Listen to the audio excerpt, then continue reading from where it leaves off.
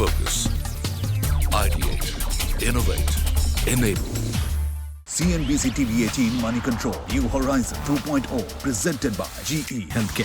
Hello and welcome to GE Presents New Horizons 2.0 in association with Money Control. I'm your host, Paramita Chatterjee. Now, during this series, we've been discussing a whole host of technology and the advancements that are there today in the world, and particularly here in India. And today's topic of discussion will be making India a global MedTech hub.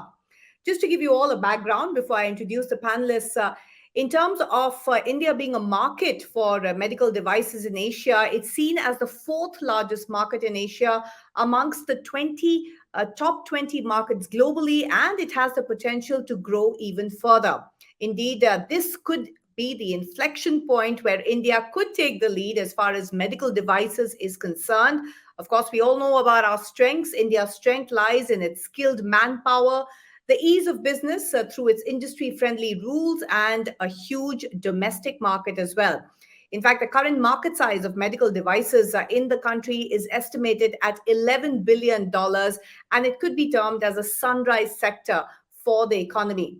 And as we focus on the medical device industry, there have been several schemes as well that have been launched. The growth has been boosted by the Departmental Production Linked Incentive Scheme for medical devices, along, of course, with the establishment of medical device parks across the country. There's also a new India medical devices policy, which is currently at the interministerial consultation stage. So a lot is being done to really promote medical devices and really bring about the spirit of Atmanirbharta, particularly in the light of the post-pandemic requirements that we saw here in our country. So to discuss the potential, what more needs to be done, let me introduce you to our very special lineup of panelists who are joining us on the show today, starting with Dr. Shravan Subramaniam, who is the Managing Director at Wipro GE HealthCare, Dr. Sahajanand Prasad Singh, President, Indian Medical Association, Sunil Khurana, CEO and MD, BPL Medical Devices Limited, Girish Krishnamurthy, MD and CEO, Tata Medical and Diagnostics Limited. Thank you so much for joining us on the show and really trying to explore medical devices industry and what lies ahead. Dr. Shravan Subramaniam, let me start with you. And in terms of the potential, of course, as far as the medical devices industry is concerned, India is seen as being positioned in a particularly sweet spot when it comes to cost advantages.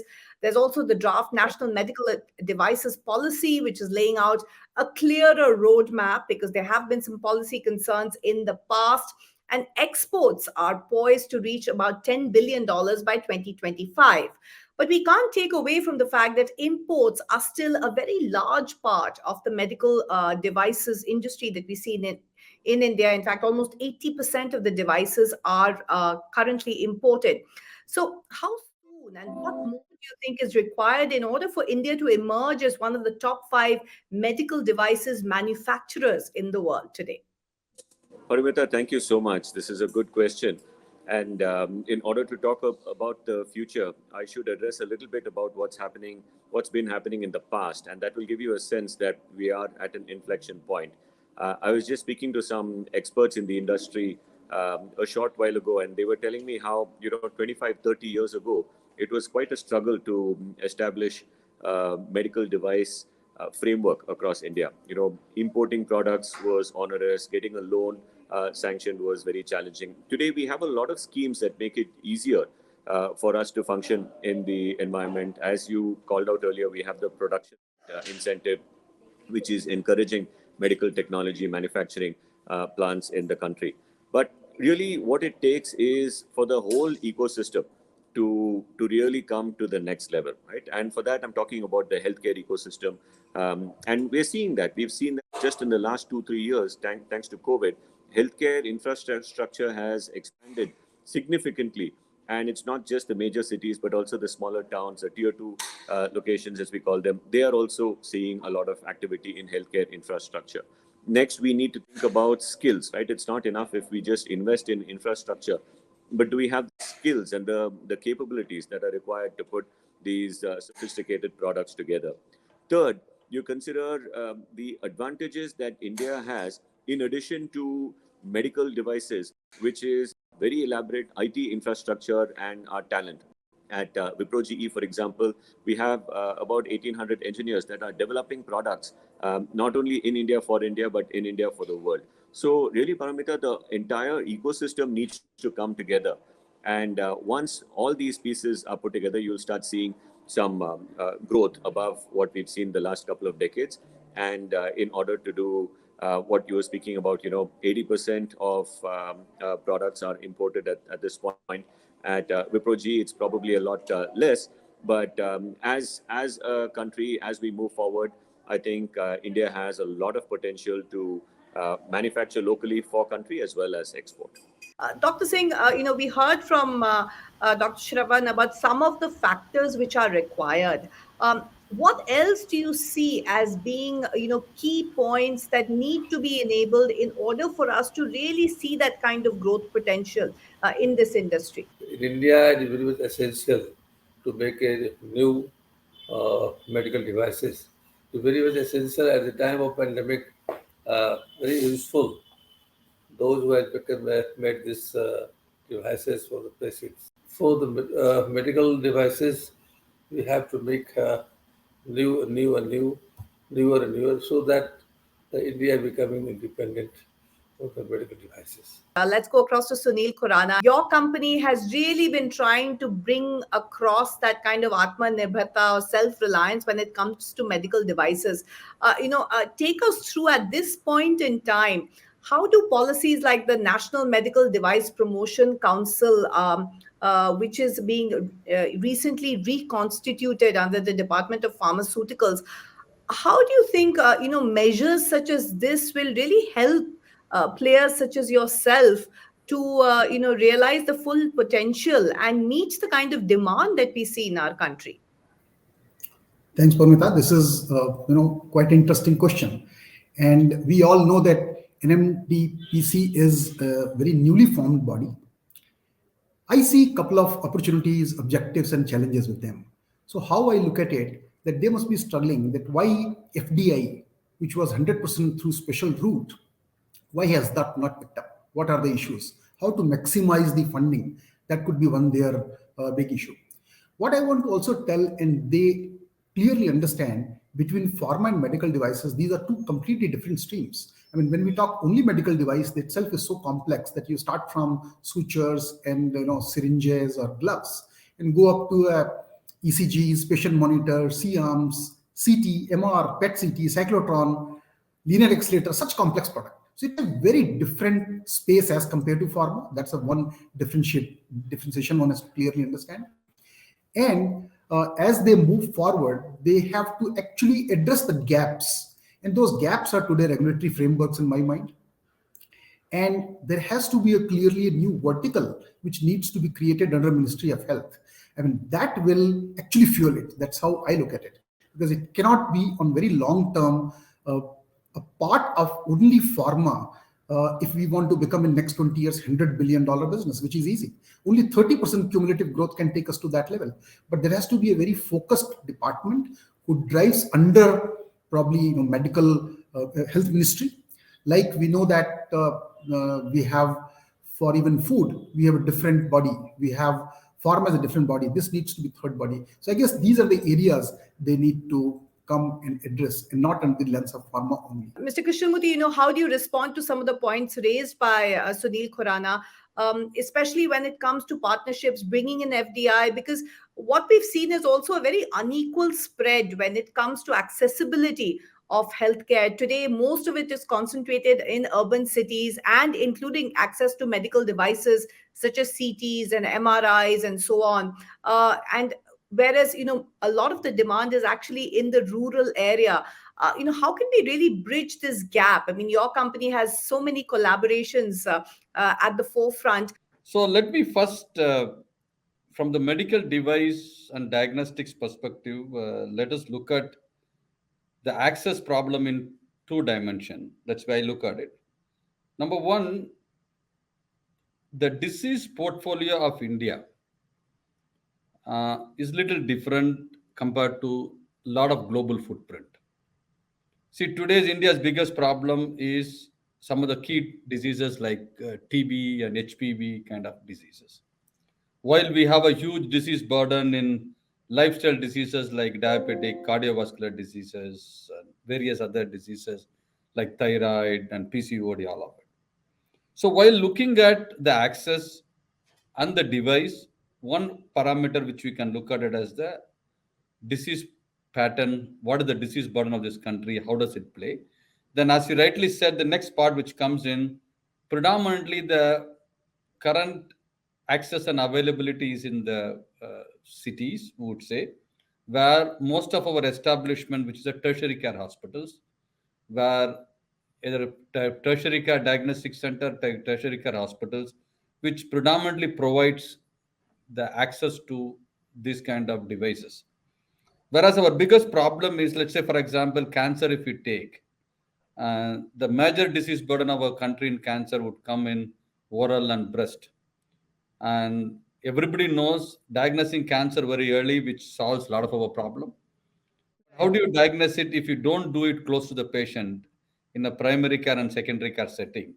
That means the only way that can happen is to build the access in a way where you economically viable product which comes to close to patient. It could not be like a very high quality and highly expensive equipment like the tertiary care hospital.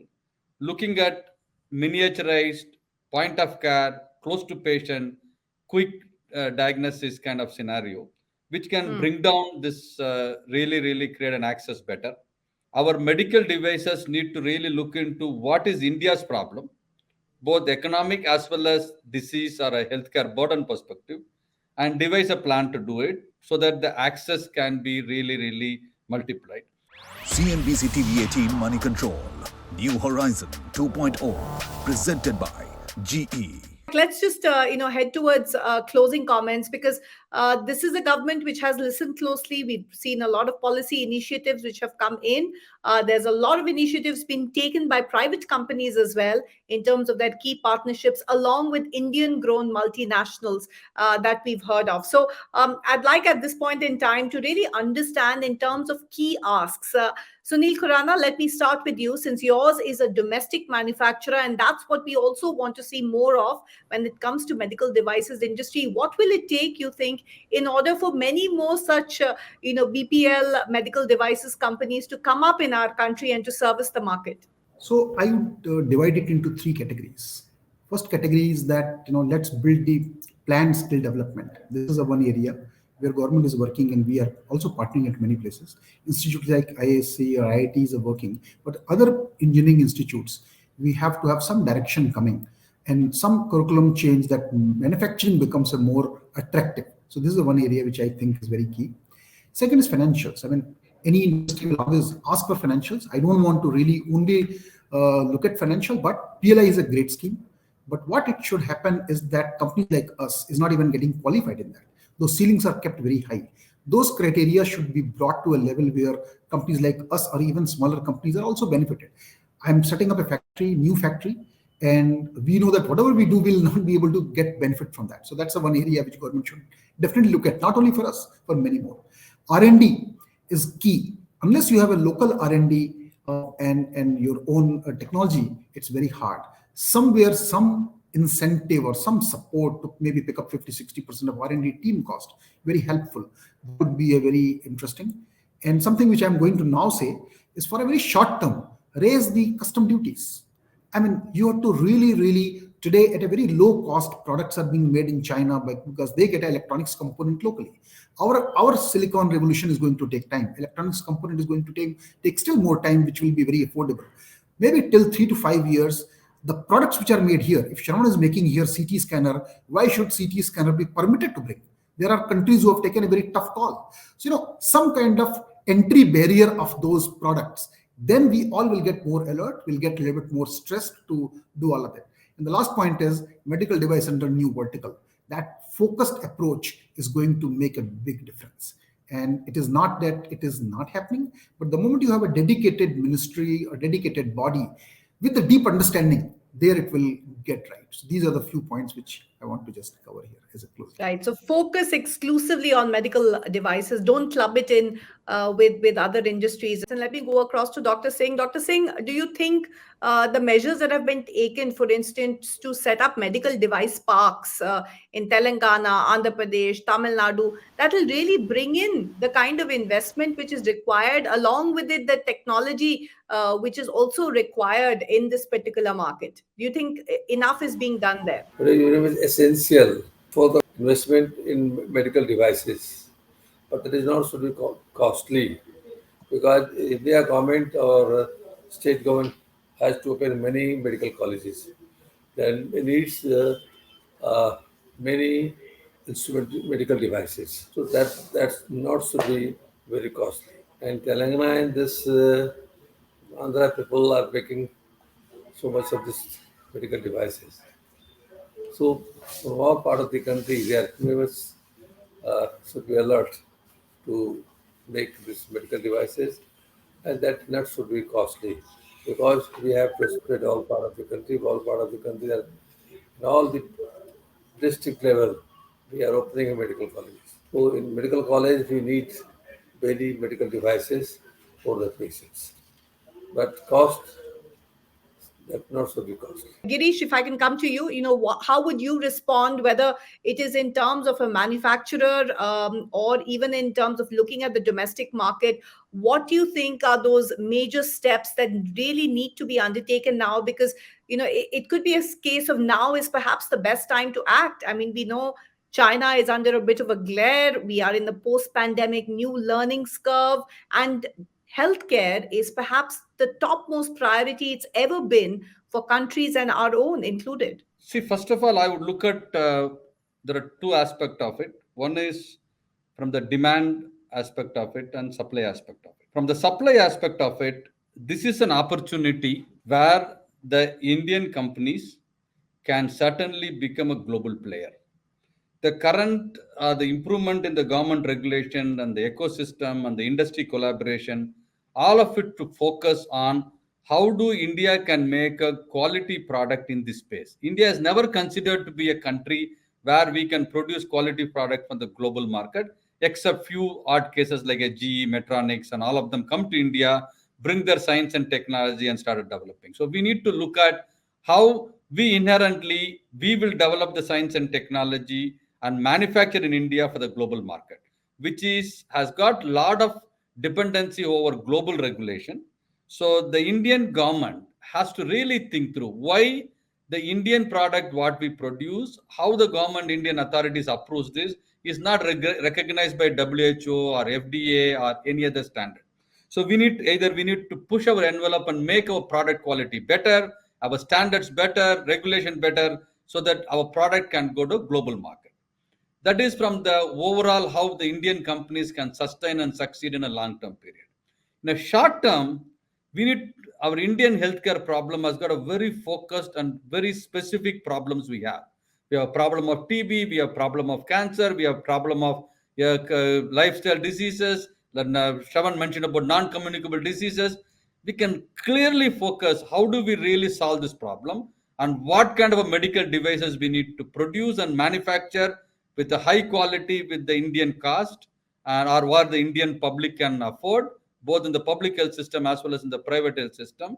That's the second important focus. If you do this right for next to 3 to 5 years, along with the government, along with coming up with the proper policies, guidelines, and investment like an SZZ kind of a model, certainly we can in 3 to 5 years time, this industry can exponentially grow, not only for India, for the global market. Right. Thank you, Girish, for that, the long and the short of it in terms of the nuts and bolts which are required. Now, final word from you, Dr. Shravan, in terms of both the short-term as well as the long-term goals that need to be taken, whether it is on the policy front or whether it is by manufacturers such as yourself to really put India in the medical devices spotlight. Paramita, I think in the short term, if we're looking at boosting local manufacturing, we definitely need to increase our self-reliance and make and boost demand. Right, that could come through, for example, public-private partnerships, which are already in play. We need to boost local demand to make it more attractive for people. As Sunil and Girish said, we need to make it more attractive for people to get into MedTech manufacturing, and that is a function of demand.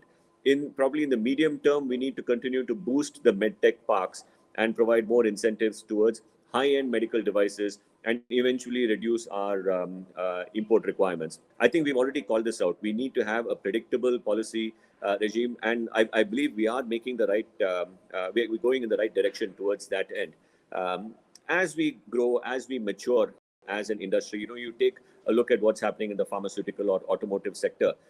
They've also had a lot of incentives towards exports. So in the medium to long term, we need to see how we can boost exports and be competitive on a technology as well as cost basis, whether it's a China or any other country. We need to be seen on par with some of the best. Last and certainly not the least, if we want to establish brand India on the world map, we need to have some world-class clinical practices. We need to have training both in the engineering field as well as the medical field. Safety, quality, all these need to come into play to proudly put a stamp of Make in India for India, as well as in India for the world, Paramita. Thank you so much. Well, that wraps up this special discussion that we've had with some fantastic insights. And thank you to our speakers, Dr. Shravan Subramaniam of Wipro GE HealthCare, Dr. Sarjanand Prasad Singh, President IMA, Sunil Khurana, CEO and MD at BPL Medical Devices, and Girish Krishnamurthy, MD and CEO at Tata Medical Diagnostics. Thank you so much for joining us, and thank you to our viewers as well. CNBC TV 18 Money Control, New Horizon 2.0, presented by GE HealthCare.